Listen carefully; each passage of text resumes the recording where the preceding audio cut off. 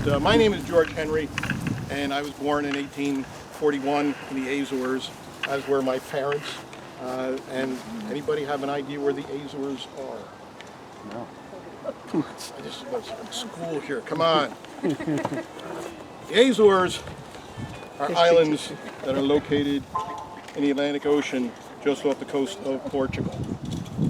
And you can see that it's a lot closer to Portugal than it is to the United States. But that's where I was born, and that's where my parents were born. And then we came to the United States when I was about 16 years old. Family name, somewhere along the line, was Dutra-Galark. Galarte, not really sure how to pronounce it, but that's what it was. Somewhere along the line they changed it to Henry. Like many people coming to the United States in those days, changed their names to become more Americanized. Anyway, when we came to America, I was about 16 years old. And in those days, you didn't get a whole lot of education. If you got through grammar school, you were lucky.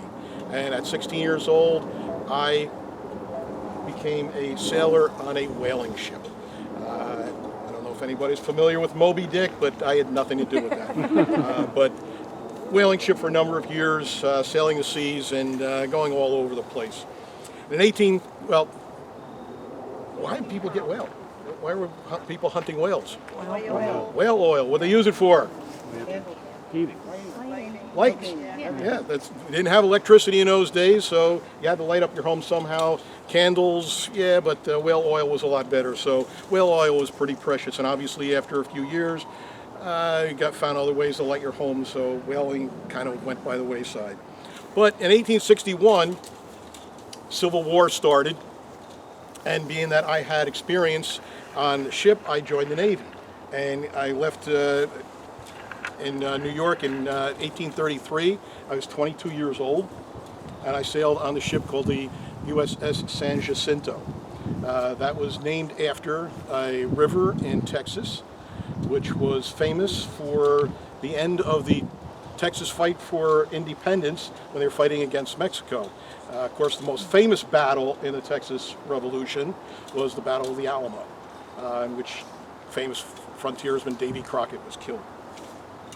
Anyway, USS San Jacinto is basically used as a blockade, to capture ships that are trying to break the blockade.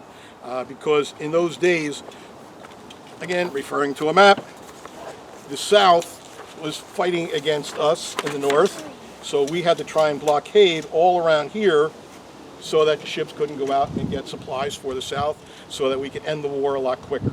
And a lot of the fighting that I was involved in was in Mobile, Alabama, so we were chasing all kinds of ships out there, and sometimes we captured them, sometimes we didn't.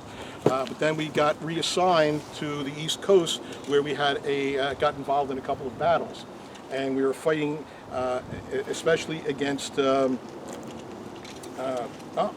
kind of got, age gets to you after a while. So Tell me about it. got to go back a couple of years. While on the San Jacinto, there was unfortunately an outbreak of chickenpox, whatever. And so the ship was quarantined. Luckily, I didn't get it. Some people died from it, but I was reassigned to another ship called the Mohegan. And I served on that until the end of the war. But the Mohegan, we were involved in an attack on Fort Fisher in North Carolina.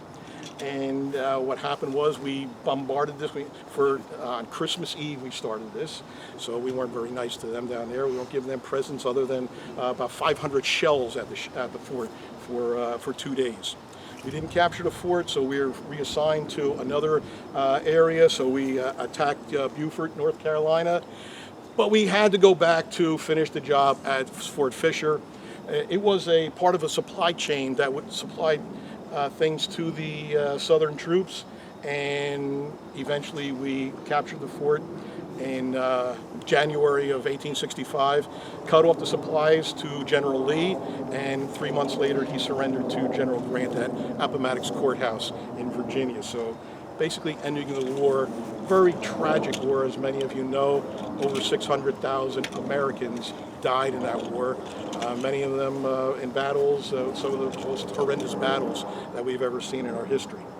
Anyway, I was discharged from the Navy out of Boston, And on March 17th of 1877, or 1867, I married my wife, Rachel, whose picture is also right here. This is a picture of me.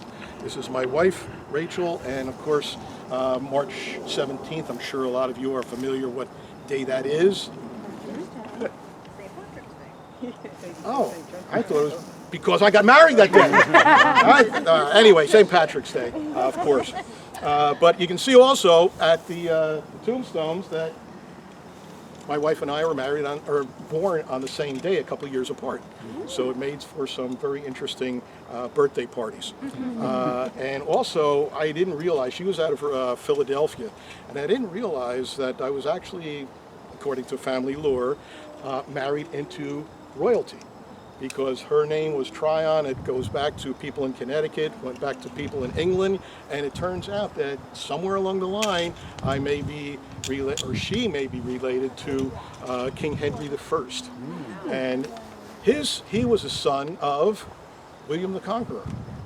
Now, you might think that that's really special, but it turns out that about 25% of all the people in England were related to William the Conqueror, so not a big deal. But anyway, yes, he did. But anyway, we lived in New York for a while. We moved to Sayreville, Burke's Creek. It's in lower part of Sayreville. We were there for a few years, and then moved to South Amboy in 1888. And I lived, along with my family, for a long time in a house that's right across the entrance here to the cemetery. So as you go out of the cemetery, there are two houses right there. The one on the left is where I grew up, and my sons and my grandsons and so on. And my sister lived in a house next door. Anyway, I worked as a laborer, as many people did with the coal company, and at the piers in South Amboy. Coal was delivered from Pennsylvania, it was mined there, shipped across New Jersey, and landed in South Amboy, and then shipped out to all places around the world. So I was part of that. As I said, coal, of course, very important. We heated our homes with it. Ships were using that for energy to move around the world and so on. We raised 7 children, 2 of which were Frank and Lawrence Henry, twins. And their picture is right here when they were obviously about 3 years old, I guess. And Frank had a son who was Fred, who was born on April 4th of 1922, who is buried right here, along with his wife. And Fred Sr. had a son, Fred Jr., who was born in 1950, and seems as though I think he may have become the mayor of South Amboy. I don't know, but I'm sure about that. But anyway, at the time of my death in 1915, I was a member of the Good Samaritan Lodge, the Knights of Pythias, and the Baptist Church on 2nd Street. And they did a nice little article on me in the South Amboy Citizen, and got front page headline there, and that I passed into oblivion, I don't know. But no, they actually referred to me as a very well-respected gentleman. So I was very happy about that. As I said, my home has been here for the last 106 years. I'm very happy here, you know, my wife, family, and all that. And my son, Frank, my grandson, Fred Henry, and that is my life in a few moments. So if anybody had any questions about anything? Can I make a comment? I'm sure you and your coal occupation was not very popular in December at Christmas time. No. Some people got it though. But no, coal was big because especially with the military, the ships were fueled by coal, and they had to have coaling stations all over the world. And so we had to ship coal to those places so that the military ships could go there, refuel, and then go on whatever jobs that they were going to do. So it was very important, and obviously, as most of us know, you know, many people, especially in South Amboy, changed over to oil heat, and coal was kind of, you know, not needed as much. But if anybody recalls those days, I'm sure some of you are, you remember all the coal deliveries to your homes and hearing the noise of it coming down the chute into your basement usually, and then it got very dirty. When I was a kid, my grandparents had a coal thing in their whatever, and it was a big treat if you were allowed to put a shovel into the furnace because you had to do it. You had to heat the house. So when you were a kid and you were helping Grandpa, it was a big treat. And that definitely was a big treat. And then you can say, here's a piece of coal, go scribble on a street or something. We used to do that. I'm sure that's things that we used to do. Things we used to do. Anybody else? That's great. Thank No? you. All right. Well, enjoy the rest of the tour.